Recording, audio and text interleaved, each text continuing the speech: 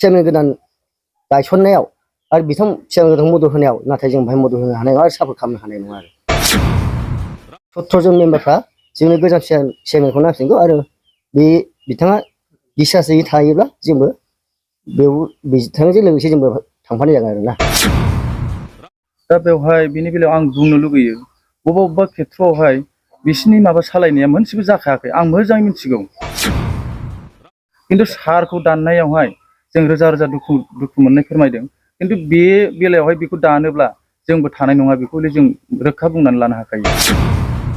खुलुमबाय लोगोफोर दिनैहाय जोंनि XNDP-नि सोद्रोमाफोरनि जायफोर NIA नांनानै थानाय बेफोरनि फाइनाल रिजाल्ट 8 जन ग्रुपनि नाथाय माबोरै जागोन बेखौ बुंस' हाया जायफोर उइटनेसफोर दिनै फैयोब्ला येस अर न' मोजां जा गाज्रि जा दिनै माबा मोनसे रिजाल्टखौ मोनगोन जुदि उइटनेसफोरा जुदि फैजोबोबा उइटनेसफोरा फैयाब्लाथ' डेटआ फावसायफिनगोन आरोबाव फावसायफिनगोन बे माला जागोन बेखौ बुंस' हाया नाथाय उइटनेसआ NIA-फ्रा ओरैबायदि खालामखादों थांदों नुवाब्लाबो नुदों बा बेनो थार आसि थुयै थुयै उइटनेसफोरखौ लाबोना बुंहोबाय थादों थ' बेफोरनि सायाव जोंनि बर'नि नेता दैदेनगिरिफोर सोरबा UPPL-आनो होन सोरबा BPF-आनो होन बा गुबुनफोर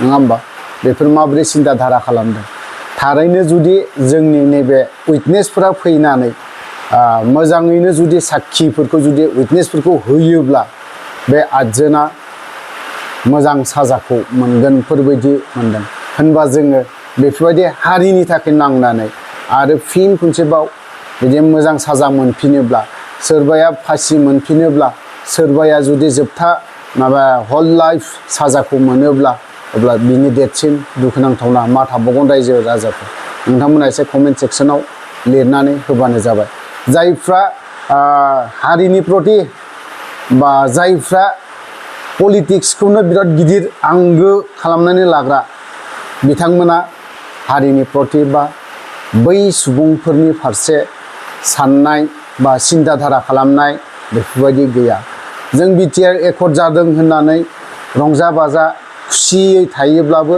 जानाय नङा दिनैनि दिनाव मानोथो फरायसा आफादानो मानोथो बुंनो गोनां जादों 6 दाननि गेजेराव बा बिटिआर एकर्डखौ जुदि इमप्लिमेन्ट खालामजोबा अब्लाना जों सोमावसारफिननो गोनां जागोन होननानै बुंदों बे गिदिर पलिटिशियाननि बाथ्राफोर नङा होमबा गामि सिङाव जायफोर पलिटिशियान दङ गोरों गोरा हाफ बयल पलिटिक्सआवबो थांजोबा ओरै बैयावबो थांजोबा ना बै सुबुंफोरा मा सिन्था खालामदों पलिटिशियानफोराथ' मालाय मोजां सिन्था खालामदों बा मोजां सावरायलायो लोगो मोनलायोब्ला आंगो लोगो नाथाय पलिटिक्स समाव जों पलिटिक्सखौ खालामलायलायो सोंखारिलायो बेफोरबायदि आं मोनसे बाथ्राखौ बुंनो लुबैदों NIA-नि जायफोर नांनानै थानाय बिथांमोननि बारै आं दा स्पष्ट बाथ्राखौ बुंथ'नाय नङा नांगौब्ला दा मोनासिमहालागै माखासे बाथ्राखौ फोरमायगोन आं बेखौसो बुंनो लुबैदों मैया दाखालि साननैसो UPPL-नि सोद्रोमाफोर बिथांमोनजों आं बेरायफादोंमोन ओरैबायदि UPPL-नि सोद्रोमाफोरा बै सुबुंनि सिगाङाव बाथ्राखौ ओरैबायदि बाथ्रा बुंबावो माने मा होननानै बुंगोन बिराद जोबोद दुखुनांथावना आरो लाजिनांथावना जे सासे सोरबा BPF-नि सोद्रोमाया UPPL-नि सोद्रोमाजों बेरायहैबानो जे UPPL जाहैगोन बेबो नङा सोरबा UPPL सोद्रोमाया BPF-जों बेरायहैबानो बा गिदिंहैबानो जे BPF जाहैगोन बे नङा जाय UPPL-आ UPPL-खा जाय BPF-आ BPF-खा जाय AGP-आ AGP-खा BJP-आ BJP सापर्ट खालामखागोनखा नों हाजार नोंजों बेराय जाफा थाफा लोंफा मा बिथांमोना गावबागाव पलिटिक्स समाव पलिटिक्सखौ मोजां गेलेलायगोन नाथाय गामि ओनसोलाव जोंनि बर'नि गेजेराव दासिमबो दं दा बेफोरबायदि बाथ्राया जों खोनानानै जोबोद दुखु मोननाय मोनदों नाथाय बै सुबुंफोरा पलिटिक्सआवबो थांजोबा हालावबो थाङा मैयावबो थाङा ना खारन बिसोरनि फेमिलियानो बेफोरबायदि सिस्टेम हालावबो थाङा मैयावबो थाङा बे सिस्टेमावहाय थांगासिनो दङ। थ' जोङो मोनसे बाथ्राखौ आं बुंबावनो लुबैदों, बेखौथ' आं फोरमायबाय थाला। साउथ गङिया बिनि VCDC चेयारमेनखौ एरख'नाय लगे लगेनो दिनैहाय मेम्बारफोरा मा खोथा बाथ्रा फोरमायदों, फै जोङो बे मेम्बार UPPL नि मेम्बारनिफ्रायनो जों खोनासंनानै लानो। खारन जों बुङोब्लाथ' बा आं बुङोब्लाथ' बायदि रोखोम खोथा ओंखारो, जों गोबां खोथा बुंनो हायो, नाथाय दा बेफोरबायदि बुंनायनि सम नङा, बुंनानैबो लाब गैया। सम फैयोब्ला जों बे बाथ्राखौ बुंनो गोनांबो जागोन। थ' दिनैहाय नैबे UPPL नि जाय मेम्बार, साउथ गङियानि मेम्बार आरो VCDC चेयारमेन, मैयाहाय माखासे पर्टेलाव जों दामनायखौ नुदों। ओमफ्राय माखासे पर्टेलफोरा जायफोरा लग' दङ बिथांमोनखौबो जों माखासेखौ दामनाय नुदों, माखासेखौ जों दामनायखौ नुवाखै। जायफ्रा लग' गैया बिथांमोनासो सिगां दामग्रोनायखौ जों नुनो मोनदों। जियानो जादोला बे समजों लोगोसे सम थानाय थायैनि समनि आंखालाव हयथ'बा दामनो हायाखैबो जानो हागौ। नेनानै थानि कयेकथा पर्टेलखौ जोङो बेफोरबायदि फैदो जों बे UPPL नि मेम्बारफोरनि बा कयेकजन मेम्बारनि बाथ्राफोरखौ जों खोनासंग्रोना लानि।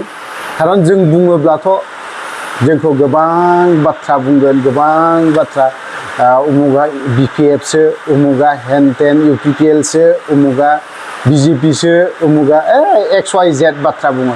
थ' बेनिखायनो जों आं बुंस्लायस्लाय UPPL नि मेम्बार बिथांमोननिफ्रायनो जों खोनासंनानै लानि। बड'लेण्ड रादाबनि बिथांमोन आरो लोगोसे जोंनि मेम्बार लोगो नोंथां, आंनि गोसो गोरबोखौ सिबिनाय जासिग्रोबाय, अननाय सिबिनाय जासिग्रोबाय। बाथ्राया मानो दिनैसिमाव मानो बिदि जादोंना, दुखु मोनदों जों मेम्बार हिसाबै। खोना मोनदों बे जोंनि चेयारमेन सारआ डिसाइड जाबाय, डिसचार्ज जाबाय। नाथाय मारै जाखो प्रब्लेम फैदों जोंनाव। दुखु मोनदों जोङो, जायनि फलाव बिथाङा दासिमाव जोंनि फारसे गाज्रि मावाखै, रायजोनि फारसे गाज्रि मावाखै। लोगोसे बेजों लोगोसेनो बिथांमोना दि प्राइमारिनिफ्राय डिसचार्ज खालामहैदों, जों रायलायनांगौमोन। प्राइमारिजों रायलायनांगौ, चेयारमेन मेनजों रायलायनांगौमोन आरो मेम्बारफोरजों रायलायनांगौमोन। लकेल एनटिटिखौ लानानै रायलायनांगौमोन, गामिनि गावखौ लानानै रायलायनांगौमोन। नाथाय मा हिसाबै बिथांमोना साबसे लानानै सोरखौ लानानै चेयारमेन सारखौ डिसचार्ज खालामहैखो, बाथ्रा बे जादों मोनसे। आरो बिनि समाव आं बुंनो सानबावो, जोंना बे फैबाय थानाय समसिम जोंनि चेयारमेन सारखौ नांसिनगौ आरो जाहाथे बेखौनो दोनबाय थायो।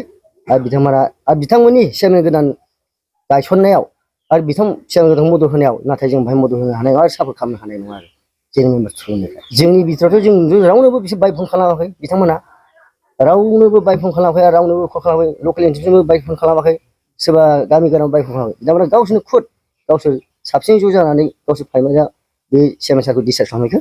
बेखौ नाथाय जों बिराद गोमोनाय मोनदों आरो बे राइट। जोंनो 17 जन मेम्बारफ्रा जोंनो गोजाम चेयारमेनखौ नांफिनगौ आरो बिथाङा डिसचार्जयै थायोब्ला जोंबो बिथांजों लोगोसे जोंबो थांफानाय जागोन आरोना। दैदेनगिरि आरो गोजौ दैदेनगिरिफोर बिथांमोनखौ आं लुगैयो, बिथांमोना फैनानै जाहाथे जोंजों एसे सावरायलायफैयो, प्रब्लेमा मा, जाहोना मा। बिथांमोना फैनानै जाहाथे जोंजों रायलायफैबा जों खोब गोजोननाय मोनगोन। आरो बिथांमोनहा जों जेखौ सापर्ट होदों बे बिथांखौनो दोनफिनोब्ला जों बाहाय रायजो राजा लोब खौसेयैनो खामानि मावलांफिनगोन होननानै आं आसा खालामो। बिथांमोना बुंदों जानो हागौ, नाथाय जोंनि फारसे जों बेखौ जों हाबाय। जाखिनि आसनि होदों जों मेम्बारानो गासिबो साफा गासिबो जा मोननांगौ बेखौ जों रानना होजोबदों। बिथांमोना मा खोथाय रायलायदों, मा माबाजों रायलायहैदों जों बेखौ मिथिया। आरो ओंखायनो बिथांमोना फैनांगोन, जोंजों रायलायफैनांगोन। मा आसनि मोनदों, मा आसनि मोनाखै, बिथांमोना जोंनाव सोंफैनांगोन। गोजौनि जा डिस्ट्रिक्ट जा सेन्ट्रेलनि जा जोंनाव बिथांमोना सोंफैनांगोन। चेयारमेना जेखौ जोंनो हरदों जों बेखौ फारनै रानना होदों। बिथांखौ खावलायगोन, बिथांमोना जाहाथे जों चेयारमेन सेलजों आरो मेम्बार सेलजों जाहाथे बिथांमोना बे दानि डिसचार्ज खालामनायखौ, बे कमप्लेनखौ जाहाथे बेक खालामना लाबोयो आरो जोंजों मोजां गाज्रि सावरायो आरो रायलायो। आं बेखौ खावलायगोन बिथांमोनखौ। अलग उन्दैनि खोथाखौथ' लानानै लाब गैया। जिखुनु जाया बेथ' जेनेबा पार्टिनि माबाखौथ' बारा मोजां रोखोम मोनथिया। दा बिनि सायाव आं बुंनो लुगैयो आरो एसे। दा जेन'बा बे 1 लाख थाखा बिनायाव बेहायसो एसे रागानि सुख्थियावहाय बे बुंदों, गैयाथाय गैया रिजेन्ट होदोलै आफा होननानै बुंदों आरो बियो। खिन्थु बियो डाइरेक्टलि सोरबा सिफखौ बा सोरबा खौ जेबो बे थांखिनानै बुङाखै। बेखौ आं आंनो दङ, साखिया आंनो। खिन्थु जों बेजों आंजोंल'खामोन आरो चेयारमेनाबो गावनो बाहायनो गोलांनानै दङमोन। दा बेवहाय बिनि बेलायाव आं बुंनो लुगैयो बबेबा खेथ्रआवहाय बिसिनि माबा सालायनाया मोनसेबो जाखायाखै आं मोजाङै मिथिगौ। दा आंखौ सोरबा मानसिफ्राबो चेयारमेनजों थाफानानै बायदिसिना माबा माबि रोंजोबबाय माबाय होननानै एसेब्लाबो बिसोरो आंखौ माबा एंगेज जाना दंखायो। दा बेनि थाखाय आङो बिसोरखौबो खावलायहरनो लुगैयो जे जाहाथे मोजाङै मिलायनानै मावनाया जोंनि थाखाय मोजां। आरो जोङो आंल' नङा जों बयखौबो खोन्थायो, जों बयनोबो खोन्थायो, पाब्लिकफोरनोबो खोन्थायो जोङो मा सफैदों मा सफैयाखै। आं बेजों थाफानानै जेनेबा बे आंनो खोन्थायो चेयारमेन सारा, बे खोथाखौ आङो पाब्लिकफोरनो खोन्थाना होयो, उमुक सफैबाय उमुक माबाय बेफोरबायदि खोथाखौ बुङो। खिन्थु सारखौ दाननायावहाय जों रोजा रोजा दुखु मोननाय फोरमायदों। खिन्थु बे बेलायावहाय बेखौ दानोब्ला जोंबो थानाय नङा बेखौ जों रोखा बुंनानै लानो हाखायो। बेखौ बुंना आं फोजोबनाय जाबाय।